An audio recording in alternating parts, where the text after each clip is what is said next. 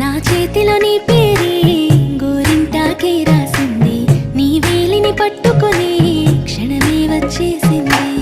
ఆ దేవుడి సాక్షిగా పూజిస్తా దేవతగా, నా మనసే మేడగా వింటుంటానే నీడగా.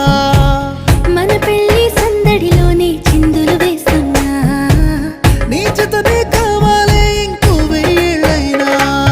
రాత్రి చీకటిలో ఈ నగరమే నిద్రవుతుంది, నా నిదురను దోచేసి రూపం తనదయ్యింది.